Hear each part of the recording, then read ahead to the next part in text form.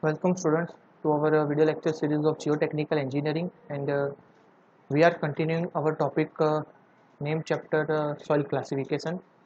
As you know, we are discussing about the soil classification systems.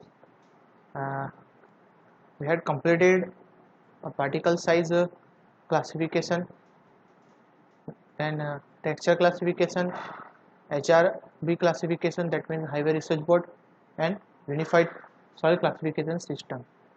So today we are going to discuss about the Indian Standard Classification System, which is called ISCS, right? हमारे syllabus के आधार पे as we all are living in India, it is most important type of soil classification system for us, क्योंकि यहाँ पे हम लोग जो भी नॉर्म्स वगैरह है वो IS स्टैंडर्ड के हिसाब से ही डिसाइड करते हैं. कोई भी प्रैक्टिकल ले लो, कोई भी result analysis, design, construction procedure, everything will be given in the Indian Standard Code.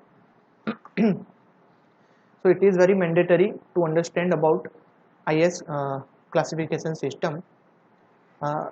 Actually it is governed from the another classification systems like Unified Soil Classification System, British Standards, BS classification system, and ASTM, American Standard, right?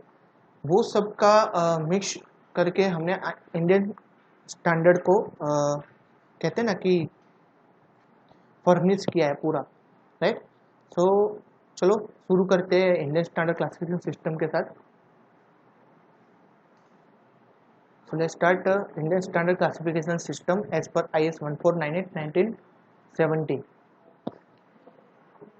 जैसे मैंने आपको बताया था कि ये सब मर्ज किए हुए कोड में से, तो एक्चुअली ज़्यादातर पार्ट इसका हमने जो यूनिफाइड सॉइल क्लासिफिकेशन सिस्टम है उसमें से ही कैरी किया है. तो आप उसको USCM का मॉडिफिकेशन वर्जन भी बोल सकते हो. ओके, तो ये आपको ध्यान में रखना है.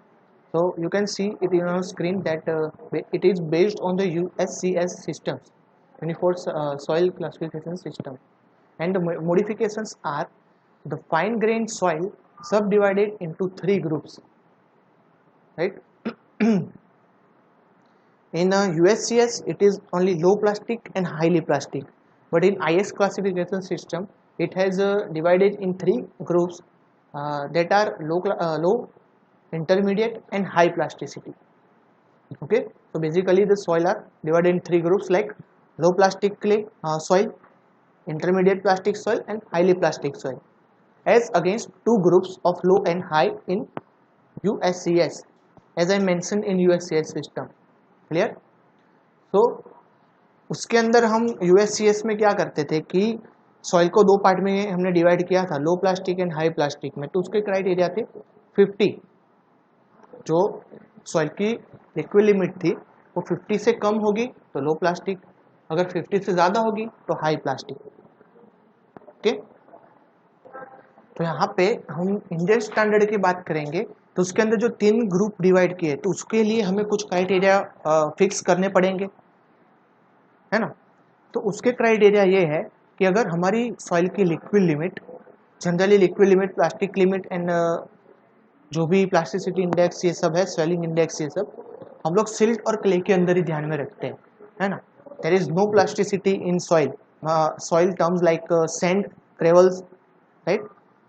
सो जो प्लास्टिसिटी चार्ट है वो क्ले और सिल्ट के लिए ही है. तो यहाँ पे क्या होगा जी, जो टोटल ग्रुप्स थे हमारे 15, अब उसके अंदर बाकी के 3 ऐड हो जाएंगे इंटरमीडिएट वाले क्ले के अंदर, राइट? तो टोटल हमारे हो जाएंगे 18 ग्रुप्स. ओके, तो यहाँ के जो क्राइटेरिया है सॉइल की जो लिक्विड लिमिट है क्ले और सिल्ट की, उसके क्राइटेरिया के बेसिस पे हम लोग उसको लो, इंटरमीडिएट और हाई में डिवाइड कर देंगे. मतलब कि अगर मैं क्ले की बात करूं तो लिक्विड लिमिट अगर क्ले की 35 वैल्यू 35 से कम होगी तो मैं उसको लो प्लास्टिक क्ले कहूँगा. Clear? Then if liquid limit lies between the value of 35 to 50 then it is terms as a intermediate plastic clay. Clear? मतलब लिक्विड लिमिट जो मैंने फाइंड की एटरबर्ग लिमिट कैसाग्रांड एपरेटस से, और उससे मुझे क्ले की लिक्विड लिमिट 35 से 50 के बीच में मिल रही है तब वो इंटरमीडिएट प्लास्टिक सॉइल कहलाएगी, या फिर मीडियम प्लास्टिक सॉइल भी बोल सकते हो आप उसे। And if the liquid limit greater than 50 value of the clay then it is termed as the highly plastic clay. Clear? जब आप लोग आगे चैप्टर में एटरबर्ग लिमिट्स तो आपने देखा है, तो उसमें लिक्विड लिमिट के जब प्रैक्टिकल्स आप लोग देखोगे या फिर हम लोग प्रैक्टिकल परफॉर्म करेंगे तो मैं आपको ये समझाऊंगा लिक्विड लिमिट क्या है। ठीक है, तो उसमें आपको पता चलेगा कि वैल्यू है 35, 50 और 35 से 50 के बीच में है। अगर वैल्यू 50 के ऊपर है तो उसको हम हाईली प्लास्टिक जोन में क्यों कंसिडर करते हैं, वो आगे आपको मैं ए लाइन चार्ट जो मैं नेक्स्ट समझाने वाला हूँ उसमें भी आपको थोड़ा बहुत ओवरव्यू आइडिया आ जाएगा। क्लियर? अब ये 3 हमारे ऐड हो जाएंगे 15 ग्रुप में, और तो हो गए हमारे टोटल 18 ग्रुप, क्योंकि 15 ग्रुप किसमें थे हमारे QSCS क्लासिफिकेशन सिस्टम में।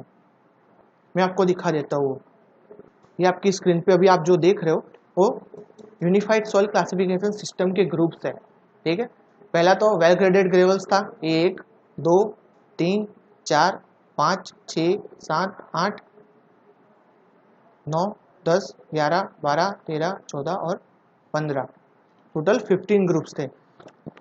अब यहाँ पे मैं प्लास्टिसिटी वाला भी ऐड करने वाला हूँ, इंटरमीडिएट प्लास्टिसिटी के जो 3 टर्म्स है वो भी मैं ऐड करूँगा, तो हो जाएंगे टोटल 18 ग्रुप्स।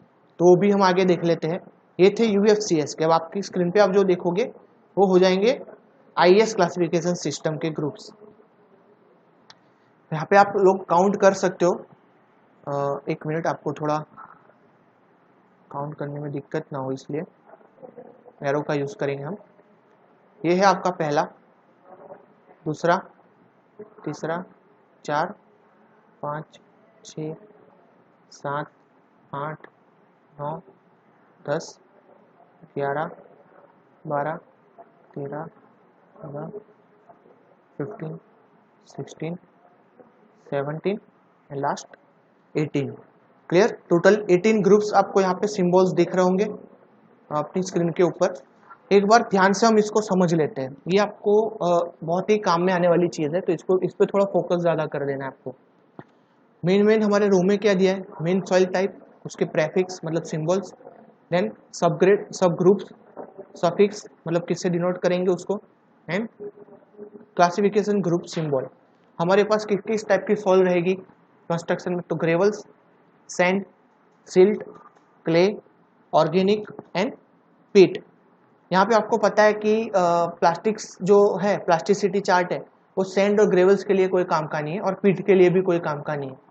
ठीक है, तो प्लास्टिसिटी चार्ट कहाँ पे काम आएगा, एक तो प्लास्टिक सिल्ट के अंदर, क्ले के अंदर और ऑर्गेनिक सॉइल के अंदर।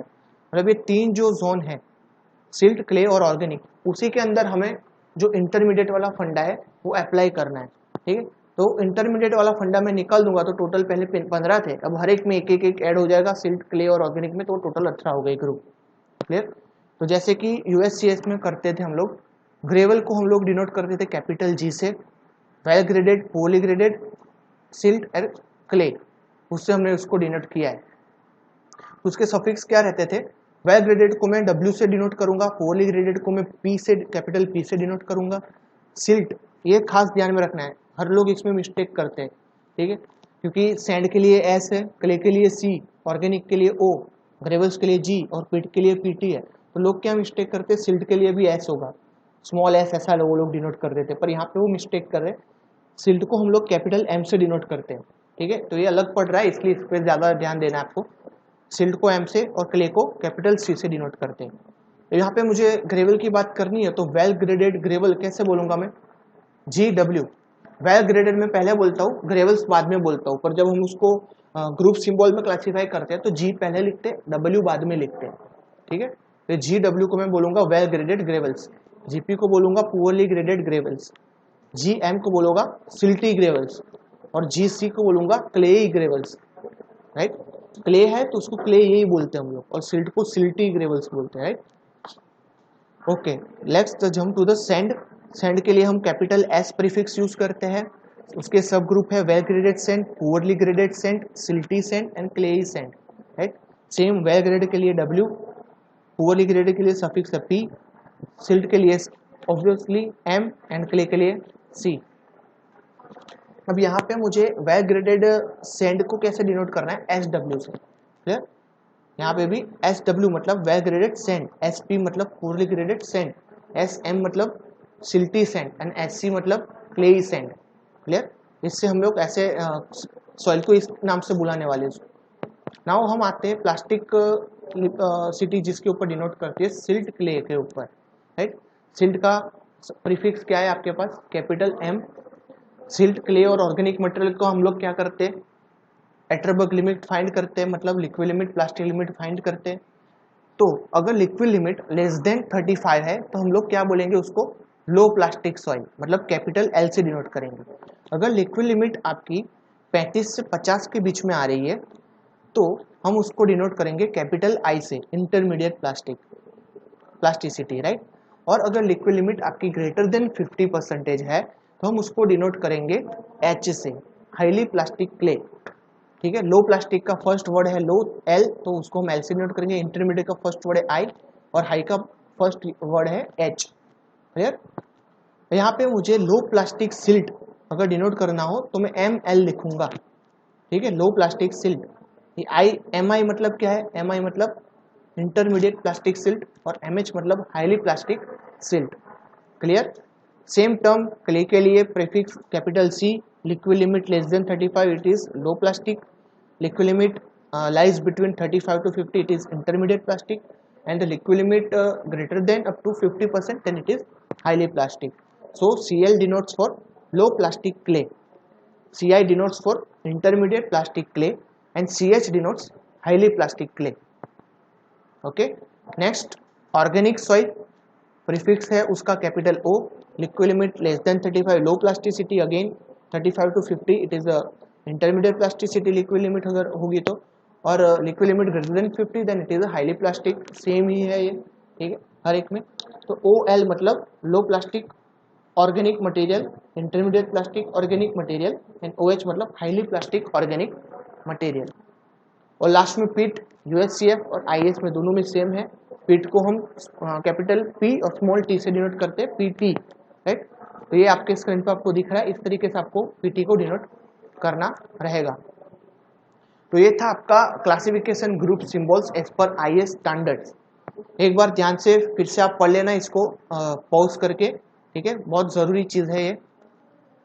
हम लोग नेक्स्ट चलते हैं प्लास्टिसिटी चार्ट के ऊपर कि ये जो 35 वाली जो टर्म है, ये वाला जो फंडा आप लोग अभी स्क्रीन पे देख रहे हो, लिक्विड लिमिट प्लास्टिक लिमिट का, तो वो कहाँ से आया, तो मैं आपको ये दिखा देता हूँ।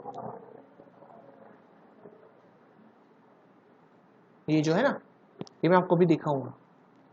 ए लाइन चार्ट, जिसको हम लोग ए लाइन चार्ट कहते हैं, IS 14981970 में आपको दिया है पूरा कोड, प्लास्टिसिटी चार्ट, और ये प्रीफिक्स वगैरह सब दिया उसके अंदर। तो आप लोग यहाँ पे देख सकते हो, पहले नीचे के जो लिखा है वो पढ़ लेते हैं हम लोग, फिर हम ये फिगर के ऊपर फोकस करेंगे। बिलो ए लाइन यूज सिल्ट और ऑर्गेनिक, मतलब ये जो इसको हम, ये जो डार्क लाइन आपको दिख रही है इंक्लाइन, उसको हम लोग ए लाइन कहते हैं, और ये पूरे चार्ट को ए लाइन चार्ट कहते हैं। क्लियर, तो बिलो ए लाइन मतलब ए लाइन जो है उसके नीचे वाली जो भी जगह है, ये वाली पूरी इतनी जगह, इस जगह को मैं ऑर्गेनिक और सिल्ट कंटेंट से डिनोट करूंगा। And above A line use C मतलब क्ले, जो ए लाइन है उसके ऊपर वाले पोर्शन, मतलब ये पोर्शन में मैं क्ले से डिनोट करूंगा। Clear, now highly plastic use H, WL greater than 50, मतलब ये आपको 50 वाली लाइन दिख रही है, WL is equal to 50। Liquid limit आप लोग देख रहे होगे यहाँ पे, ओरिजिन में, ओरिजिन लिक्विड लिमिट है, एब्सिस आपका प्लास्टिसिटी इंडेक्स है, liquid limit minus plastic limit, right, या फिर 0.73 WL माइनस 20, ये आपको क्या देगा, प्लास्टिसिटी इंडेक्स की वैल्यू देगा। क्लियर, तो इसके नीचे मैंने बताया सिल्ट और ऑर्गेनिक मटेरियल, इसके ऊपर ए लाइन के ऊपर क्ले मटेरियल। अगर प्लास्टिक लिमिट 50 या उससे ज़्यादा आती है तो वो हाईली प्लास्टिक जोन में चला जाएगा। ये देखो डार्क लाइन आपको दिख रही होगी यहाँ पे, मैं आपको ड्रॉ करके दिखा देता हूँ अगेन।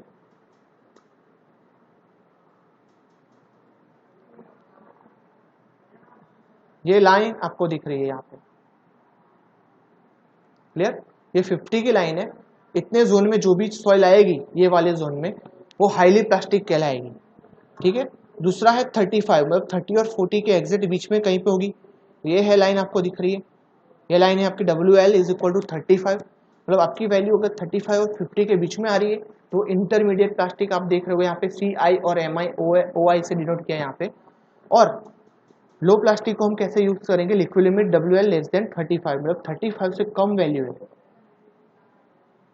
तो हम यहाँ पे लो प्लास्टिक बताएंगे। और जो हमारा 4 से 7 वाला जो ग्रुप है, जो हमने आगे USCF में बोला था, हैज जोन जिसको हम लोग कहते हैं, ठीक है, वो सेम रहेगा यहाँ पे। ये जो आपकी वैल्यू है वो 4 से लेके 7 के बीच में आपको अगर आ रही है प्लास्टिक क्या कहते हैं इसकी वैल्यू, प्लास्टिसिटी इंडेक्स की वैल्यू 4 से 7 के बीच में, तो CL/ML डबल ग्रुप में हम उसको डिनोट करेंगे। लो प्लास्टिक के लिए लो प्लास्टिक सिल्ट ऐसे ग्रुप से हम लोग उसको डिनोट करने वाले, जिसको हम हैज जोन कहते हैं। ये खास ध्यान में रखना ये चीज़, प्लास्टिसिटी इंडेक्स की वैल्यू 4 से 7 के बीच में आएगी तो, और तो सिर्फ हम उसको डबल ग्रुपिंग सिस्टम से डिनोट करेंगे, CL/ML ग्रुप से।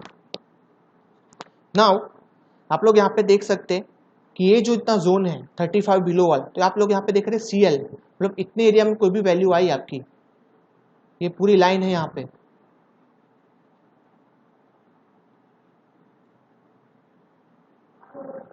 ठीक है, ये पूरे एरिया में जितना भी जोन आएगा ये आपका हो जाएगा लो प्लास्टिक क्ले, क्लियर। और ए लाइन के अंदर नीचे यहाँ पे आ रहा है तो होगा आपका ML और OL, मतलब लो प्लास्टिक सिल्ट और लो प्लास्टिक ऑर्गेनिक सॉइल वाला ग्रुप, ठीक है।